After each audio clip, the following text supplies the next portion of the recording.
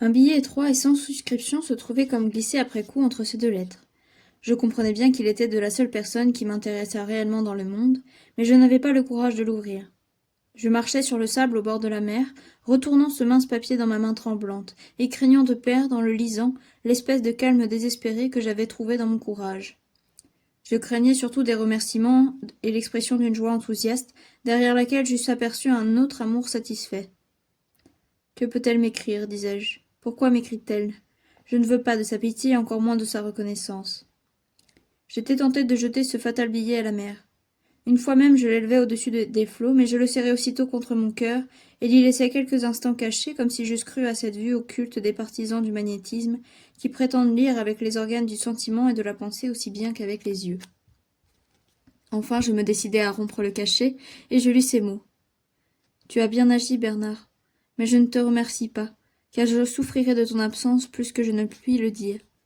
Va pourtant où ton honneur et l'amour de la sainte vérité t'appellent. Mes vœux et mes prières te suivront partout. Reviens quand ta mission sera accomplie. Tu ne me retrouveras ni mariée ni religieuse. Elle avait joint à ce billet la bague de cornaline qu'elle m'avait cédée durant ma maladie et que je lui avais renvoyée en quittant Paris. Je fis faire une petite boîte d'or où j'enfermai le billet et cet anneau, et que je plaçai sur moi comme un scapulaire. Lafayette, arrêté en France par ordre du gouvernement, qui s'opposait à son expédition, vint nous joindre bientôt après s'être évadé de prison. J'avais eu le temps de faire mes préparatifs et je me mis à la voile plein de tristesse, d'ambition et d'espérance. Vous n'attendez pas que je vous fasse le récit de la guerre d'Amérique. Encore une fois, j'isole mon existence des faits de l'histoire en vous contant mes aventures. Mais ici je supprimerai même mes aventures personnelles. Elles forment dans ma mémoire un chapitre à part, où Edmée joue le rôle d'une Madone constamment invoquée, mais invisible. Je ne puis croire que vous preniez le moindre intérêt à entendre les incidents d'une portion de récit d'où cette figure angélique, la seule digne d'occuper votre attention, et par elle-même d'abord, et par son action sur moi, serait entièrement absente. Je vous dirai seulement que des grades inférieurs, joyeusement acceptés par moi au début dans l'armée de Washington, je parvins régulièrement mais rapidement au grade d'officier. Mon éducation militaire fut prompte. Là, comme dans tout ce que j'ai entrepris durant ma vie, je me mis tout entier et voulant obstinément, je triomphai des difficultés.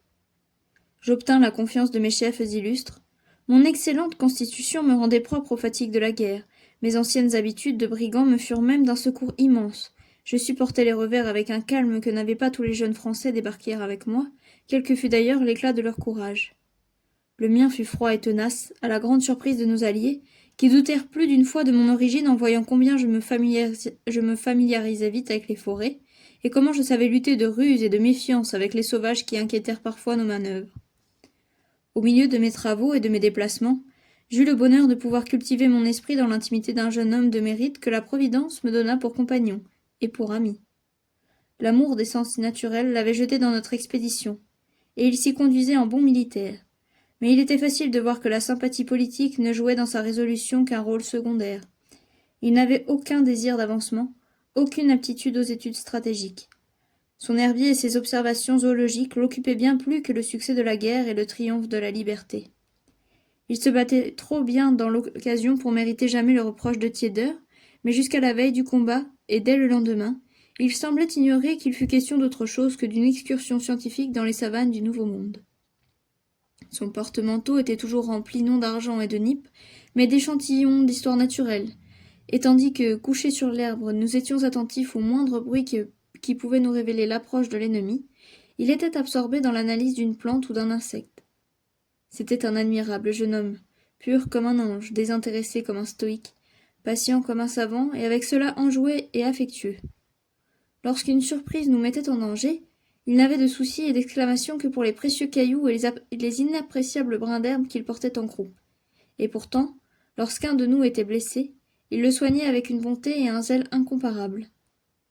Il vit un jour la boîte d'or que je cachais sous mes habits, et il me supplia instamment de la lui céder pour y mettre quelques pattes de mouche et quelques ailes de cigale qu'il eût défendues jusqu'à la dernière goutte de son sang.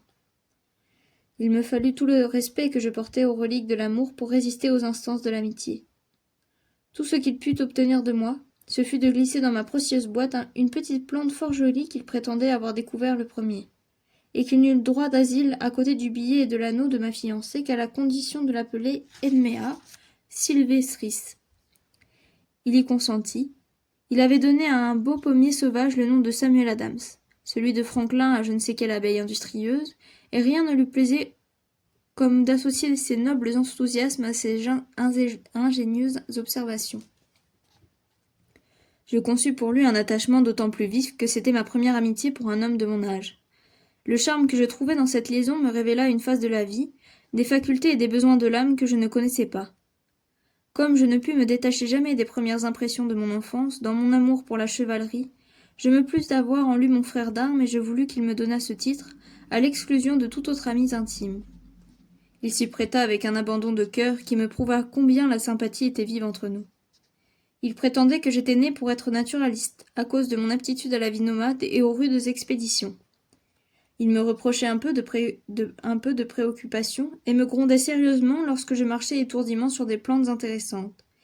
Mais il assurait que j'étais doué de l'esprit de méthode et que je pourrais inventer un jour, non pas une théorie de la nature, mais un excellent système de classification. Sa prédiction ne se réalisa point, mais ses encouragements réveillèrent en moi le goût de l'étude et empêchèrent mon esprit de retomber en paralysie dans la vie des camps. Il fut pour moi l'envoyé du ciel sans que je fusse redevenu peut-être, sinon le coupe-jarret de la Roche-Mauprat, du moins le sauvage de la Varenne. Ses enseignements ranimèrent en moi le sentiment de la vie intellectuelle, il agrandit mes idées, il ennoblit aussi mes instincts, car si une merveilleuse droiture et des habitudes de modestie l'empêchèrent de se jeter dans les discussions philosophiques, il avait l'amour inné de la justice, et décidait avec une grande sagacité infaillible toutes les questions du sentiment et de moralité. Il prit sur moi un ascendant que n'eût jamais pu prendre l'abbé dans la position où notre méfiance naturelle nous avait placés dès le principe. Il me révéla une grande partie du monde physique, mais ce qu'il m'apprit de plus précieux, ce fut de m'habituer à me connaître moi-même et à réfléchir sur mes impressions. Je parvins à gouverner mes mouvements jusqu'à un certain point. Je ne me corrigeai jamais de l'orgueil et de la violence. On ne change pas l'essence de son être, mais on dirige vers le bien ses facultés diverses, on arrive presque à utiliser ses défauts. C'est au reste le grand regret et le grand problème de l'éducation. Les entretiens de mon cher Arthur m'amenèrent à de telles réflexions que je parvins à déduire logiquement de tous mes souvenirs les motifs de la conduite d'Edmée.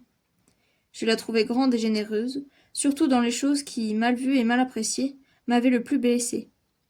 Je ne l'en aimais pas davantage, c'était impossible, mais j'arrivais à comprendre pourquoi je l'aimais invinciblement, malgré tout ce qu'elle m'avait fait souffrir. Cette flamme sainte brûla dans mon âme, sans pâlir un seul instant, durant les 6 années de notre séparation. Malgré l'excès de vie qui débordait de mon être, malgré les excitations d'une nature extérieure pleine de volupté, malgré les mauvais exemples et les nombreuses occasions qui sollicitent la faiblesse humaine dans la liberté de la vie errante et militaire, je prends Dieu à témoin que je conserverai intacte ma robe d'innocence et que je ne connus pas le baiser d'une seule femme. Arthur, qu'une organisation plus calme sollicitait moins vivement et que le travail de l'intelligence absorbait presque tout entier, ne fut pas toujours aussi austère. Il m'engagea même plusieurs fois à ne pas courir les dangers d'une vie exceptionnelle, contraire aux vœux de la nature. Quand je lui confiai qu'une grande passion éloignait de moi toute faiblesse et rendait toute chute impossible, il cessa de combattre ce qu'il appelait mon fanatisme. C'était un mot très en vogue et qui s'appliquait à presque tout indifféremment. Et je remarquai qu'il avait pour moi une estime plus profonde, je dirais même une sorte de respect qui ne s'exprimait point par des paroles, mais qui se révélait dans 1000 petits témoignages d'adhésion et de déférence. Un jour, qu'il me parlait de la grande puissance qu'exerce la douceur extérieure jointe à une volonté inébranlable, me citant pour exemple et le bien et le mal dans l'histoire des hommes, surtout la douceur des apôtres et l'hypocrisie des prêtres de toutes les religions, il me vint à l'idée de lui demander si, avec la fougue de mon sang et l'emportement de mon caractère, je pourrais jamais exercer une influence quelconque sur mes proches. En me servant de ce dernier mot, je ne songeais qu'à Edmée. Arthur me répondit que j'aurais un autre ascendant que celui de la douceur acquise. Ce sera, dit-il, celui de la bonté naturelle, la chaleur de l'âme, l'ardeur de la persévérance de l'affection. Voilà ce qu'il faut dans la vie de famille, et ces qualités font aimer nos défauts à ceux-là même qui habituellement en souffrent le plus. Nous devons tâcher de nous vaincre par amour pour ceux qui nous aiment, mais se proposer un système de modération dans le sein de l'amour ou de l'amitié serait, je pense, une recherche puérile, un travail égoïste, et qui tuerait l'affection en nous-mêmes d'abord et bientôt après dans les autres. Je ne vous parlais pas de modération réfléchie que dans l'application de l'autorité sur les masses. Or, si vous avez jamais l'ambition... Or, vous croyez, lui dis-je sans écouter la dernière partie de son discours, que tel que vous me connaissez, je puis rendre une femme heureuse et me faire aimer d'elle malgré tous mes défauts et les torts qu'ils entraînent? Oh, cervelle amoureuse, s'écria-t-il, qu'il est difficile de vous distraire. Eh bien, si vous le voulez, Bernard, je vous dirai ce que je pense de vos amours. La personne que vous aimez si ardemment vous aime, à moins qu'elle ne soit incapable d'aimer, ou tout à fait dépourvue de jugement. Je lui assurai qu'elle était autant au-dessus de toutes les autres femmes que le lion est au-dessus de l'écureuil, le cèdre au-dessus de l'hysope, et à force de métaphores, je réussis à le convaincre. Alors il m'engagea à lui confier quelques détails, afin, disait-il, qu'il pût juger ma position à l'égard d'Edmé. Je lui ouvris mon cœur sans réserve et lui racontai mon histoire d'un bout à l'autre. Nous étions alors sur la lisière d'une belle forêt vierge au dernier rayon du couchant. Le parc de Sainte-Sévère, avec ses beaux chênes seigneuriaux qui n'avaient jamais subi l'outrage de la cognée, se représentait à ma pensée pendant que je regardais les arbres du désert, affranchis de toute culture, s'épanouissant dans leur force et dans leur grâce primitive au-dessus de nos têtes. L'horizon brûlant me rappelait les visites du soir à la cabane de Patience, Edmée assise sur les pampres dorés, et le chant des perruches allègres me retressait celui des beaux oiseaux exotiques qu'elle élevait dans sa chambre. Je pleurais en songeant à l'éloignement de ma patrie, au large océan qui nous séparait, et qui a englouti tant de pèlerins au moment où ils saluaient la rive natale. Je pensais aussi aux chances de la fortune, aux dangers de la guerre, et pour la première fois, j'eus peur de mourir. Car mon cher Arthur, serrant ma main dans les siennes, m'assurait que j'étais aimé, et qu'il voyait une nouvelle preuve d'affection dans chaque trait de rigueur et de méfiance. Enfant, me disait-il, si elle ne voulait pas t'épouser, ne vois-tu pas qu'elle aurait eu 100 manières de se débarrasser à jamais de tes prétentions? Et si elle n'avait pour toi une tendresse inépuisable, se serait-elle donné tant de peine et imposé tant de sacrifices pour te tirer de l'abjection où elle t'avait trouvé, et pour te rendre digne d'elle?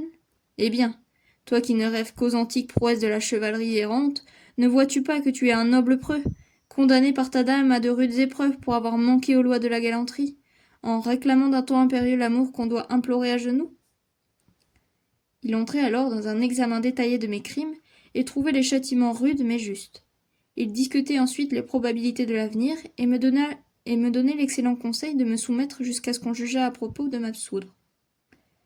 Mais, lui disais-je, n'est-ce point une honte qu'un homme mûri, comme je le suis maintenant, par la réflexion et rudement éprouvé par la glaire, se soumette comme un enfant aux caprices d'une femme? Non, me répondait Arthur, ce n'est point une honte, et la conduite de cette femme n'est point dictée par le caprice. Il n'y a que de l'honneur à réparer le mal qu'on a fait, et combien peu d'hommes en sont capables. Il n'y a que justice dans la pudeur offensée qui réclame ses droits et son indépendance naturelle. Vous vous êtes conduit comme un Albion. Ne vous étonnez pas qu'Edmée se conduise comme Philadelphie. Elle ne se rendra qu'à la condition d'une paix glorieuse, et elle aura raison. Il voulut savoir quelle conduite avait tenu Edmée à mon égard depuis 2 ans que nous étions en Amérique. Je lui montrai les rares et courtes lettres que j'avais reçues d'elle. Il fut frappé du grand sens et de la parfaite loyauté qui lui parut ressortir de l'élévation et de la précision virile du style. Edmund ne me faisait aucune promesse et ne m'encourageait même par aucune espérance directe, mais elle témoignait un vif désir de mon retour et me parlait du bonheur que nous goûterions tous, réunis autour de l'âtre, quand mes récits extraordinaires prolongeraient les veillées du château. Elle n'hésitait pas à me dire que j'étais, avec son père, l'unique sollicitude de sa vie. Cependant, malgré une tendresse si soutenue, un terrible soupçon m'obsédait. Dans ces courtes lettres de ma cousine, comme dans celles de son père, comme dans les longues épîtres tendres et fleuries de l'abbé, on ne me faisait jamais part des événements qui pouvaient et qui devaient survenir dans la famille. Chacun m'entretenait de soi-même, et jamais ils ne me disaient un mot les uns des autres. C'est tout au plus si on me parlait des attaques de gouttes du chevalier. Il y avait comme une convention passée entre chacun des trois, de ne me point dire les occupations et la situation d'esprit des 2 autres. Éclaire-moi et rassure-moi si tu peux à cet égard, dis-je à Arthur.